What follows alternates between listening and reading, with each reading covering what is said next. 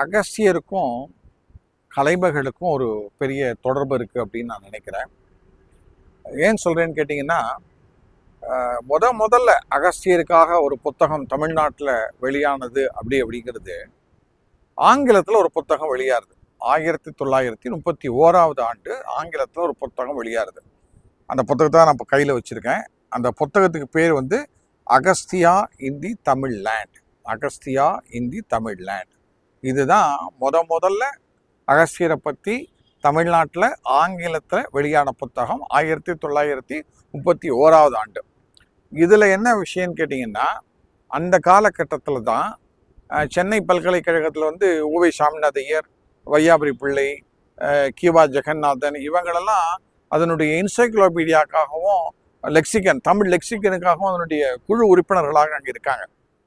அப்போ வந்து அன்னைக்கு உள்ள வைஸ் சான்சலர் அவர் வந்து ராமோ மேனன் அவர் பேர் வந்து கேரளக்காரர். அவர் வந்து வைஸ் சான்சலராக இருக்கார். பிரிட்டிஷ்காரனுடைய காலம் அது.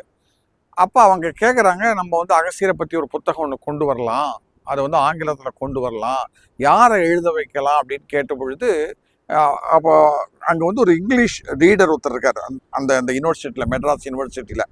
அவர் பேர் வந்து KN சிவராஜ் பிள்ளை அப்படிங்கிறது அவருடைய பேர். ஸோ அவரை கொண்டு எழுத சொல்லலான்னு முடிவாருது. அதுக்கு விஷயதானங்கள் பண்ணுறது யாருன்னு கேட்டிங்கன்னா, ஓவை சாமிநாத ஐயர், கிவாஜா, வையாபுரி பிள்ளை, அன்னைக்கு மு ராகவ ஐயங்கார் இவங்கெல்லாம் இருக்காங்க. இவங்கெல்லாம் தான் விஷயதானத்தை கொடுத்து பல்வேறு விஷயங்களை எடுத்து தான் அவர் ஆங்கிலத்தில் அந்த புத்தகத்தை பண்ணுறாரு. அந்த புத்தகத்தை மெட்ராஸ் யூனிவர்சிட்டி வெளியீடு செய்திருக்கக்கூடிய அந்த புத்தகத்தை யார் பிரிண்ட் பண்ணி கொடுத்தாங்கன்னு கேட்டால், கலைமகளுடைய தாய் ஸ்தாபனமாக இருக்கக்கூடிய மெட்ராஸ் லா ஜேர்னல் ப்ரெஸ் தான் அதை வந்து பிரிண்ட் பண்ணி கொடுக்குறாங்க. மெட்ராஸ் லா ஜேர்னல் ப்ரெஸ் தான் தமிழ் லெக்சிகனையும் அவங்க தான் பிரிண்ட் பண்ணுறாங்க. அதே மாதிரி அகத்தியரை பற்றின ஆங்கில புத்தகத்தையும் 1931 ஆண்டு பிரிண்ட் பண்ணினது எதுன்னு கேட்டிங்கன்னா, கலைமகளுடைய தாய் ஸ்தாபனமாக இருக்கக்கூடிய மெட்ராஸ் லா ஜேர்னல் ப்ரெஸ். இது ஒன்றாச்சா. அடுத்தாப்புல என்னன்னு கேட்டிங்கன்னா, தமிழ் திரைப்படம் வந்து நம்ம வீட்டு தெய்வம்னு ஒரு திரைப்படம். பிரபல இசையமைப்பாளர் கொன்னக்குடி வைத்தியநாதன் வந்து அந்த படத்துக்கு வந்து இசையமைக்கிறார். அந்த படத்துக்கு ஒரு பாடலை எழுதி கேட்டு கிவா ஜெகநாதன்ட்டு வராங்க. அவர் தான் கலைமகளுடைய ஆசிரியர். ரொம்ப காலம் ஆசிரியராக இருந்தவர், ஒரு 50 ஆண்டுகள் ஆசிரியராக இருந்தவர். அவர்கிட்ட வந்து 1970 எங்களுக்கு ஒரு பாட்டு எழுதி ஒன்றுட்டு கேட்குறாங்க. சார் வந்து பொதுவாக சினிமாக்கெல்லாம் போகிறதில்ல. கிவா ஜெகநாதன் வந்து இவர் கொன்னக்குடி வைத்தியநாதன் நண்பர் அப்படிங்கிறதுனால ஒரு பாட்டு எழுதி கொடுக்குறார் அந்த படத்துக்காக. அது பெரிய ஹிட்டாக இருந்தது அந்த பாட்டு. 1972 ஒரு திரைப்படம் வருது. அந்த படத்துக்கு பேர் வந்து அகத்தியர் அப்படிங்கிற தமிழ் திரைப்படம். முதல்ல தமிழில் வந்த திரைப்படத்தை தயார் செஞ்சது யாருன்னு கேட்டிங்கன்னா, AP நாகராஜன். அவர் தான் கதை வசனம் எழுதி டைரக்ட் பண்ணி அந்த படத்தை வந்து தயார் செய்கிறார். அப்போது யாரை வச்சு இந்த படத்துக்கு டிஸ்கஷன் பண்ணலாம், யார்கிட்ட இந்த விவரங்களெல்லாம் கேட்கலாம் அப்படின்னு AP நாகராஜன் முடிவு செஞ்ச பொழுது அவங்களுக்கு ஞாபகம் வருது கலைமகளுடைய ஆசிரியர் கிவா ஜெகநாதனை தான் அவங்களுக்கு ஞாபகம் வருது. ஏன்னா குன்னக்குடி வைத்தியநாதன்ட்டையும் ஒரு தொடர்பு இருந்த காரணத்தினால குன்னக்குடி கூட்டிகிட்டு போகிறார் அவங்க வீட்டுக்கு.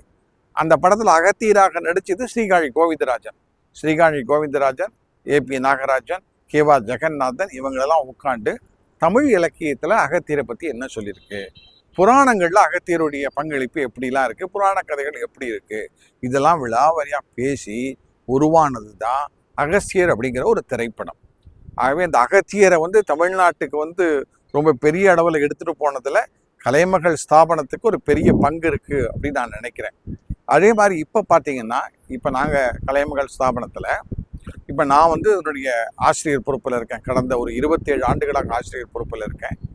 கடந்த ஒரு 6-7 வருடங்களாக திரு ராஜன் அவர்கள் இதனுடைய பதிப்பாளராக இருக்கிறார். இப்போ செம்மொழி ஆய்வு நிறுவனம் காசி தமிழ் சங்கத்தை ஒட்டி ஒரு அகஸ்தியரை பற்றி ஒரு புத்தகம் கொண்டு வர வேணும் அப்படின்னு அவங்க நினச்சாங்க. எங்கிட்ட கேட்டாங்க. அந்த வாய்ப்பை வந்து எனக்கு அவங்க கொடுத்தாங்க. அவங்களுக்கு செம்மொழி ஆய்வு நிறுவனத்துக்கு ஒரு நன்றியை நான் சொல்லணும். அந்த அகத்தியர் புத்தகத்தை எங்கிட்ட வந்து சேர்ந்ததுக்கு நான் காரணம் என்ன நினைக்கிறேன்னா, கலைமகளுடைய அருள் தான் நான் நினைக்கிறேன். ஏன்னா கலைமகள் பத்திரிகையில் நான் ஆசிரியராக இருந்த காரணத்தினால தான் அகஸ்தியரை பற்றி தமிழில் ஒரு புத்தகத்தை எழுதி அவங்க கேட்டாங்க. அந்த புத்தகம் ஆங்கிலத்திலையும் அந்த புத்தகம் வந்து ஹிந்திலையும் வரப்போகிறது. அதை காசி தமிழ் சங்க நேரத்தில் வந்து அதை வெளியீடு செய்வார்கள் அப்படின்னு நான் நினைக்கிறேன். ஆகவே கலைமகளையும் அகஸ்தியரையும் பிரிக்க முடியாது. அதனால் ரொம்ப ஒரு பெரிய விஷயம். இந்த விஷயத்தை எனக்கு வாய்ப்பு கொடுத்த செம்மொழி ஆய்வு நிறுவனத்திற்கு, அதனுடைய இயக்குனருக்கு, அதனுடைய துறை சார்ந்த அத்தனை பேருக்கும், இது யார் யாரெல்லாம் இதை பார்வையிட்டார்களோ அவங்க அத்தனை பேருக்கும், குறிப்பாக டைரக்டராக இருக்கக்கூடிய சந்திரசேகர், இதனுடைய துணைத் தலைவராக இருக்கக்கூடிய டாக்டர் சுதா சேஷியன், உங்கள் எல்லோருக்கும் என்னுடைய அன்பையும் நன்றியும் தெரிவித்துக் கொள்கிறேன். நன்றி, வணக்கம்.